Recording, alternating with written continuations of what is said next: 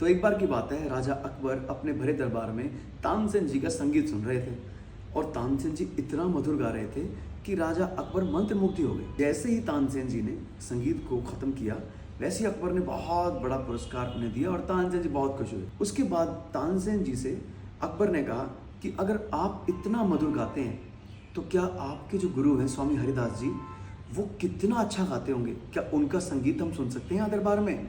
तानसेन ने बताया कि नहीं सरकार, स्वामी हरिदास जी किसी के दरबार में नहीं गाते।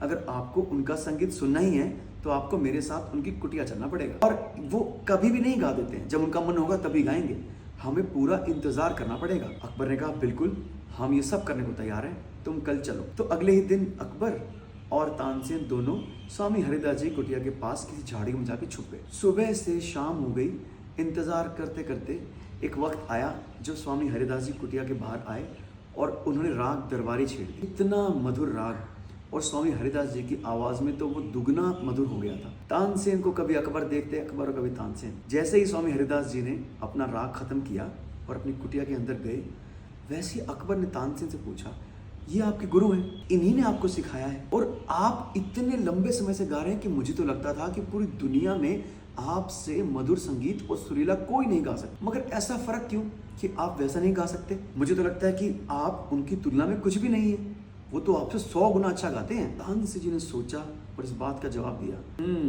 सरकार, मुझे लगता है कि मेरा संगीत और गाना जब मैं गा रहा होता हूँ तब पूरा ध्यान इसी बात पे रहता है कि आप खुश हैं कि नहीं। मेरा पूरा ध्यान इस बात पे रहता है कि आप क्या पुरस्कार देंगे मुझे, और मैं खुश भी तभी होता हूँ जब मुझे आप कोई अच्छा पुरस्कार देते हैं। लेकिन वहीं मेरे गुरु, मेरे स्वामी हरिदास जी, वो किसी दूसरे को खुश करने के लिए नहीं गाते। वो गाते हैं तो अपने मन से गाते हैं, अपनी खुशी के लिए, और दूसरा किसी पुरस्कार को पाने के लिए भी नहीं गाते, बल्कि वो तो खुद संगीत को इतने खुश होकर गाते हैं कि संगीत का आनंद ही उनके लिए पुरस्कार है। क्या तभी वो मुझसे बहुत अच्छा गाते हैं।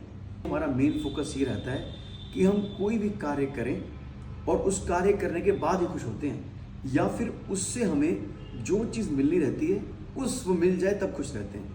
लेकिन अगर हम यही चीज़ किसी भी काम को खुश होकर करेंगे तो इससे हमें थकान भी नहीं होगी, काम भी जल्दी होगा और उसकी गुणवत्ता भी बढ़ेगी।